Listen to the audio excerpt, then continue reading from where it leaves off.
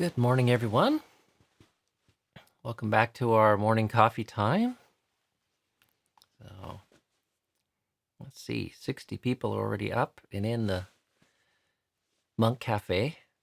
So, I need to move this up so I can see myself.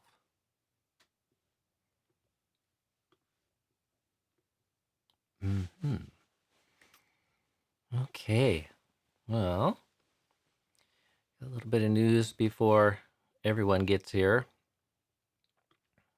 Let's see.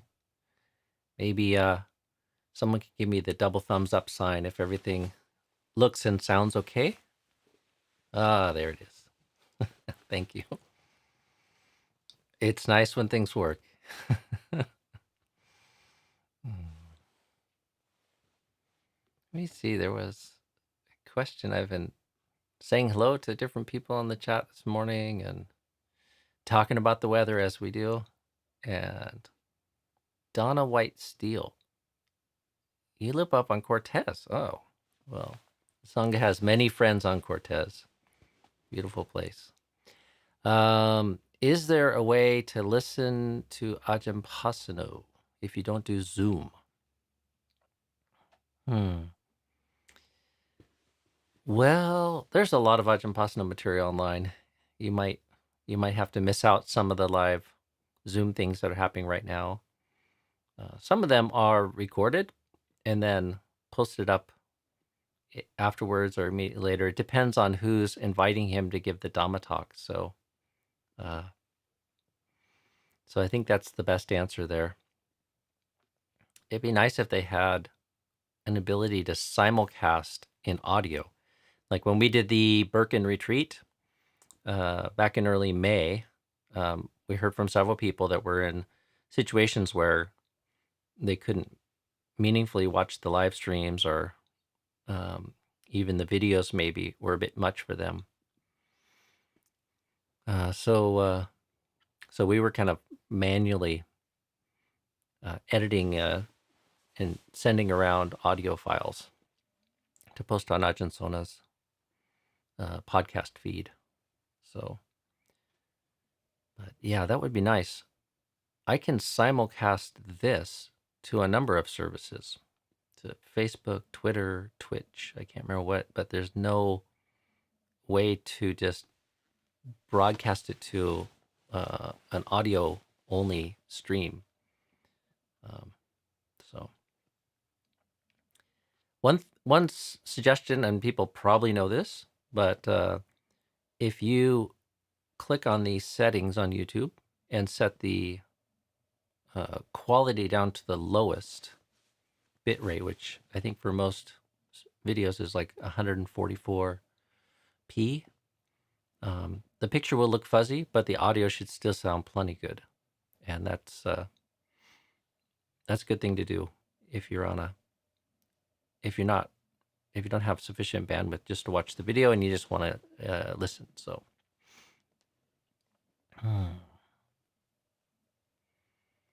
Okay, well, a few more people coming.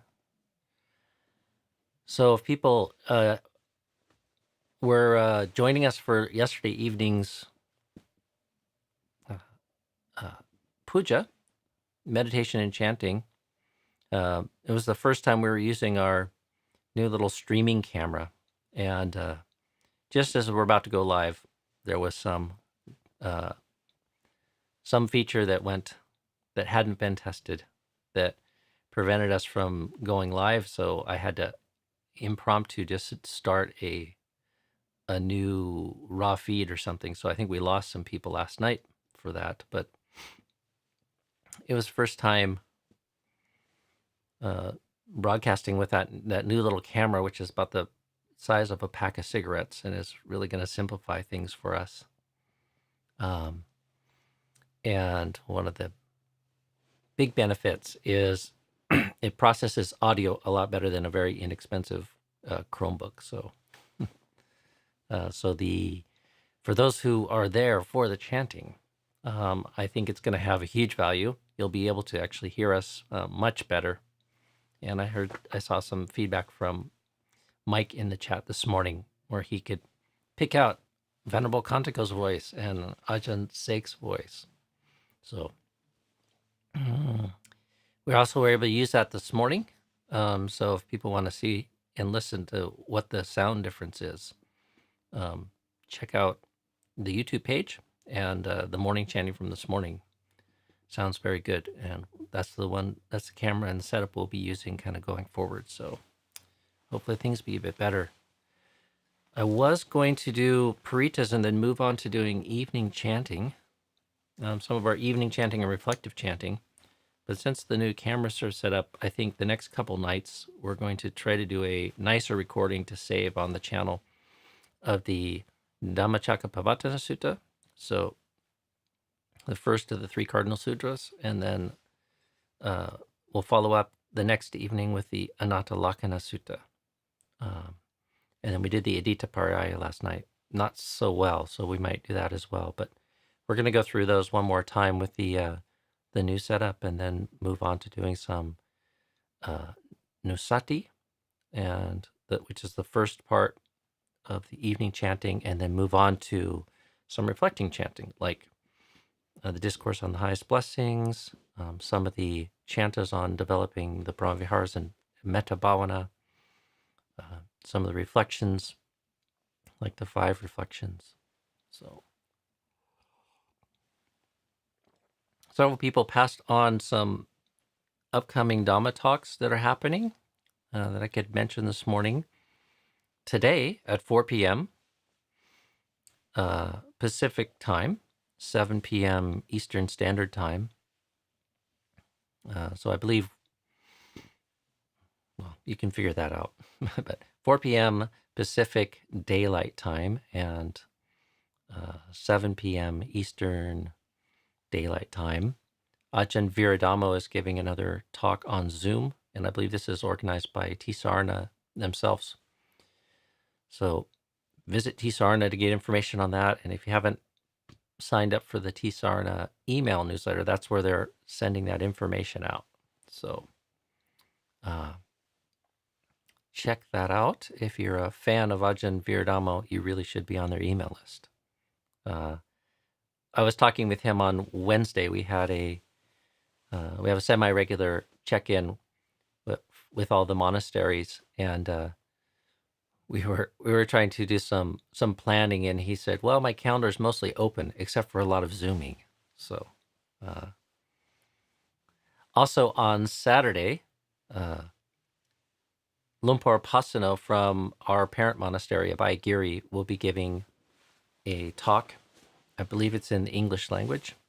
It's for the Thai Sangha Council of the U.S., the Council of Buddhists here in the USA. And that is, I think that was arranged by Ajahn Ritti at Wat Atum up in Woodinville near Seattle, Washington. And that's going to be on Saturday, May 30th at 4 p.m. as well. And you can get the Zoom details for that in the Portland Friends of the Dhamma e-group. So, and just a PSA, it's not a good idea to post Zoom meetings and passwords in the chat. So that's one way that troublemakers make trouble. So it doesn't take you that much longer. Just go sign up for those services and get that information. So, or contact the organizing groups. So,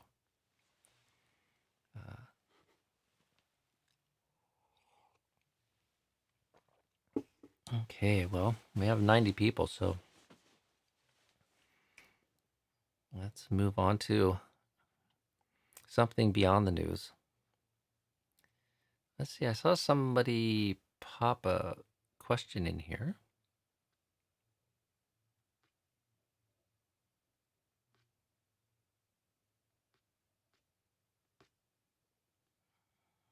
Mm-hmm. Venerable Dhammadipa has a question here. Let's see. Move this up a little bit. Dear Bhante, could you please say something about the gradual teaching of the Buddha? Mm. Yeah, this is something I like to talk about a lot. Uh, it's not something in many of the Buddhist groups in the West that gets a lot of attention, and it's really something that comes up again and again in the suttas, uh, and gives us the broadest summary, I would say, of the Buddha's path, like the breadth of the Buddhist path. So oftentimes people get overly focused on meditation or some of the higher dhammas, um, which are of intellectual interest to people, and there's not sufficient attention given to really the breadth of teachings that's there. And the gradual path is, I'd say, the main way that the Buddha tries to broaden and define sort of this path that people can engage at different points, and also it helps underscore this model of conditionality that replaces personality view in the Buddhist teaching.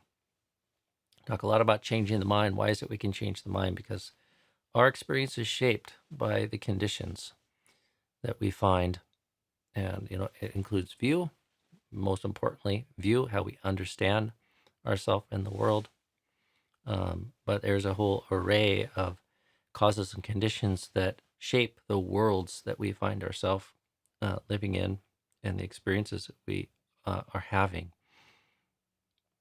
And there's really nothing mystical about it.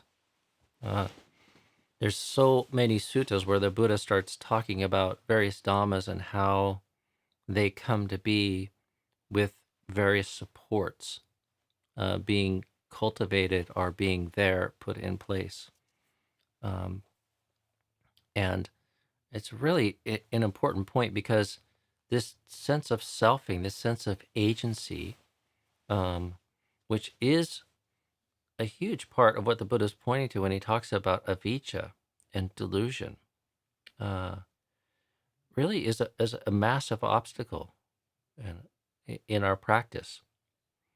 Um, if you're not getting the results that you're aiming for, or you imagine the practice should be giving, and you're operating under the fundamental delusion of self, then it's your fault.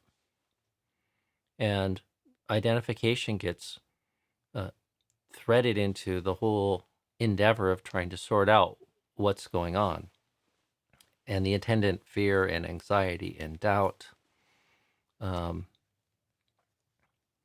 to the point where maybe you just throw your hands in the air and give up, thinking, well, maybe this practice works for some, but it doesn't work for me, and if you're not getting the results that the practice is intended to sort of bring about, it's not you.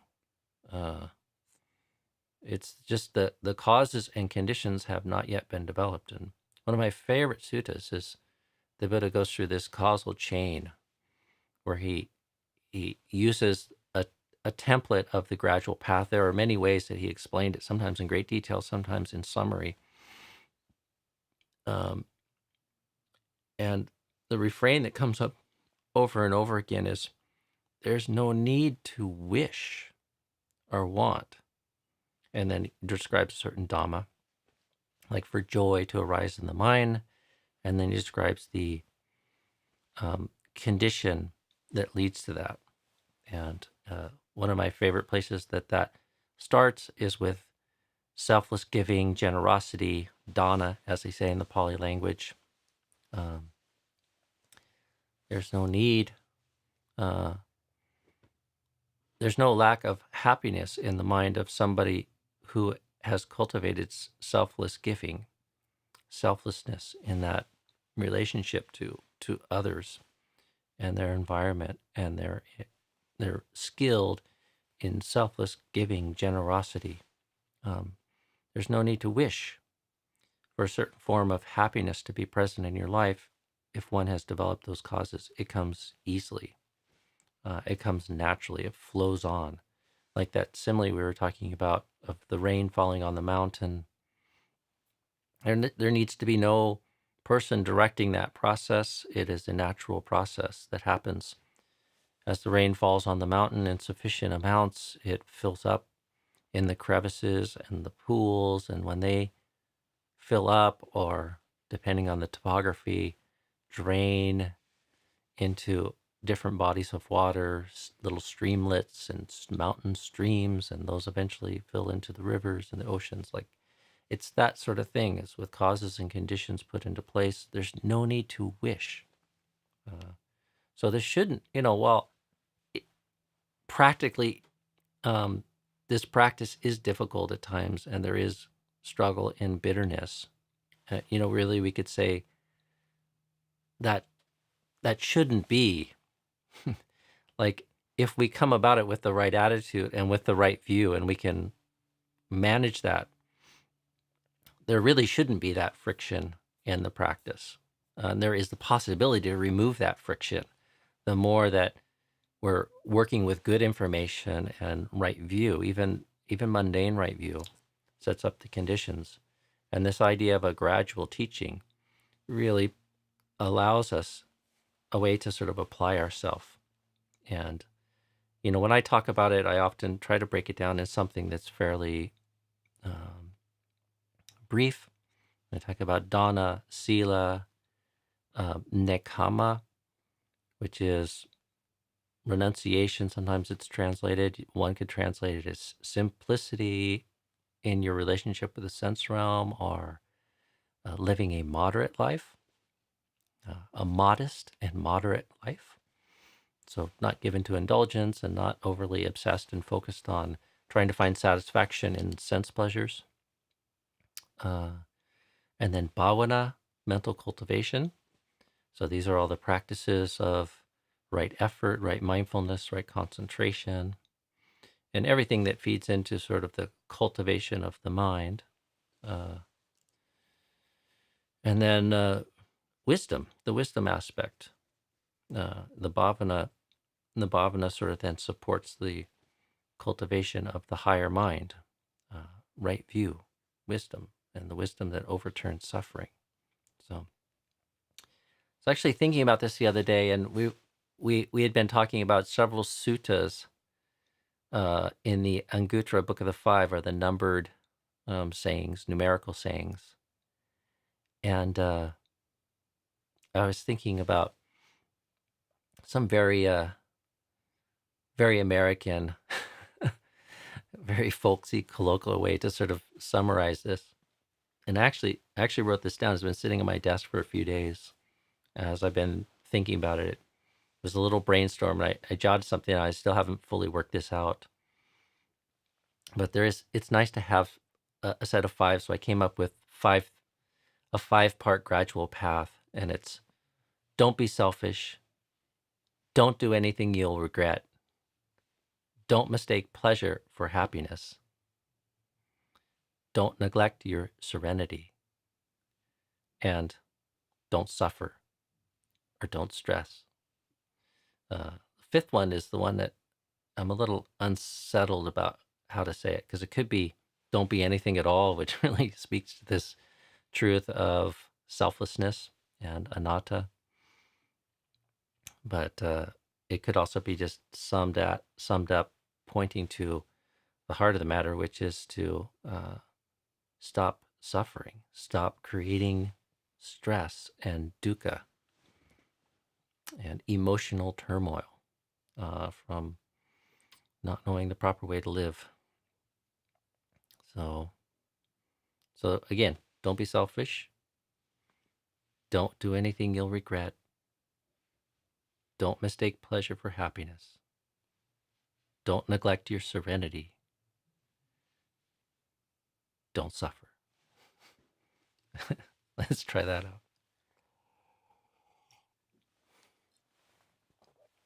So, okay.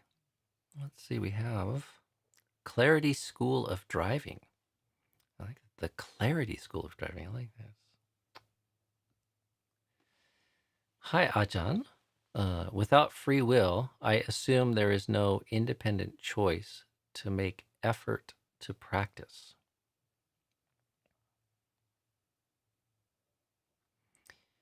Well, if you reflect in a way, one can make a very strong case. Um, it's not. I mean, there's causes and conditions that come to be, um, and one really needs to kind of examine in detail the mind to get, I think, a full sense of this. Um, I'm not really all that interested in the abstract or the objective sense of it, although objectively, I think there is a strong case that there is no such as thing as free will. Um, but you know, having made a significant effort to know myself and learn and watch over my mind, I just become more and more impressed over the years at how misguided it is to attribute this sense of self as like an independent agent. And this is something I even noticed long before I became a Buddhist. Like I was studying art throughout the time I was in college. It's actually my major was fine art, and I remember sort of being really puzzled and having some interesting discussions with close friends of mine who were also artists about the whole nature of creativity. Um, and I think one can make a a strong case, kind of akin to a case for free will, that um, true creativity isn't like some individual expression of unique genius. And if you look at art, I mean, it's a conversation. It's a human conversation, and there's all these influences, and there's numerous times in the art world where independently people come up with the same thing. This also happens in science. So, like studying the history of photography, I don't think it's still resolved who invented photography, but there was an Englishman and a Frenchman uh, who kind of invented it about the same time. Um, where does calculus come from? Newton and Leibniz, and there's a long running debate. Last time I checked, maybe it's been solved, of who invented the calculus. Leibniz in Germany, Newton in England. Um, and, it's, there's many times, even in my own practice, I remember one time I went up to Seattle to see a show by the famous photographer Edward Weston, who I was a big fan of. And we went and we saw this show, and then we spent some time walking around doing street photography in Seattle. And there's this one little uh, stairway that went down to like a subterranean store or something. And we walked in there. There's this really amazing light with strong shadows, these diagonals. And I asked a friend of mine, so I said, "Oh, come over here and pose for me. This looks really great." And I took a bunch of pictures of him, went back, developed them, really liked them, came up with a couple versions of the image that I really liked. And I was so proud about that photograph. I really thought it was one of my best photographs ever. I thought it was so original. And I had the habit of, as many artists do, of journaling. And I don't know when it was. It had to be maybe a year later or 2 years later. I went back and revisited my journal and remembered going to this Edward Weston show. And finally, I put kind of two and two together. And there was an image in that show that had made a strong impression on me. And not more than a couple hours later, I had completely forgotten about it. It's like part of my mind was not cognizant of how that had made an impression on my mind. And part of the reason why that scene looked so attractive to me was it was similar to something visually that was going on in this Edward Weston print. Was it Edward Steichen or Edward Weston? Can't remember the story. a photographer named Edward, who's very popular.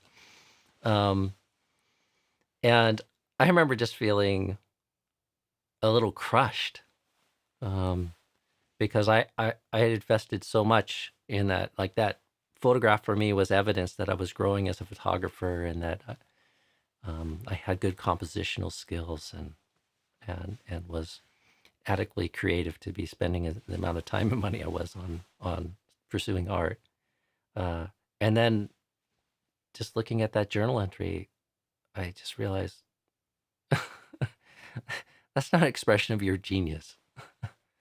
You're just merely inspired, and that happens so much in our life. If you listen close to your mind, a lot of the views and opinions, and even the very discourse that goes on in this thing, if you think that's where it all happens, it's just regurgitated, slightly mutated, distorted ideas and images that you've picked up from what it is that you've been feeding on. The things you read, the conversations you have, the things you see, the places you go, all of that.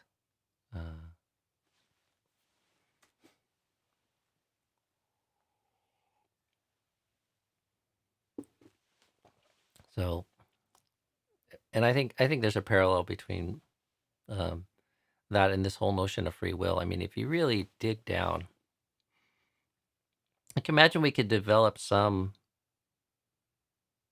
new piece of technology that life logs all the identifiable conditions, and that we could adequately sort of do some comparison, like, to the thoughts and the ideas and the views you have, with some smart AI as, like, crunching and processing and comparing what it is that you're thinking, what it is that you believe, what it is that you feel now, with some sort of immense database of all the causes and conditions that you've been exposed to in your life, like, including your genes and your parenting and all of your life experiences and all the books you've read and all the YouTube videos you've watched, all the commitments you've made. I think you could build a strong sense that I think it would unmask this sort of sense that we're as free and as individual and autonomous as we maybe feel or like to believe sometimes.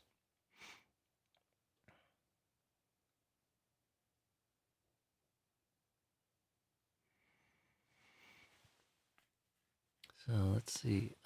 Charles, would you be so kind as to post the 5 steps on your website or on this chat? Yeah, maybe I could put them in the show description after the stream is done. Although it's very much a work in progress, but what the heck. I'll put it out there. So,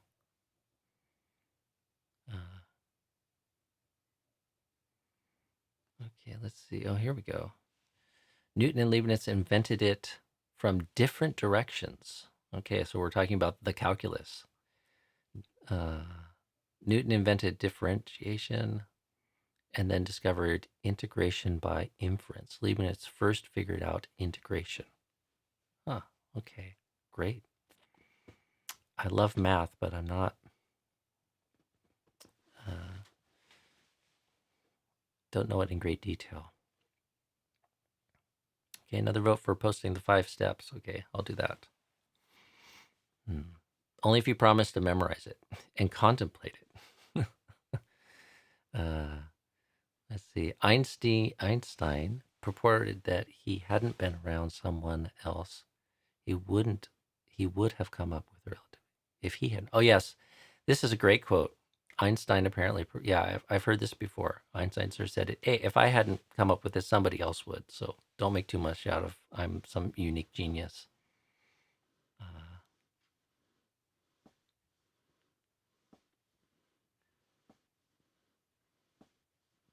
So Carolyn, thank you. She's Carolyn's done it here. Don't be selfish. Don't do anything you'll regret. Don't mistake sense pleasure for happiness. Don't neglect your serenity. And don't suffer or don't create stress for yourself. You could also say, don't be anything at all. So,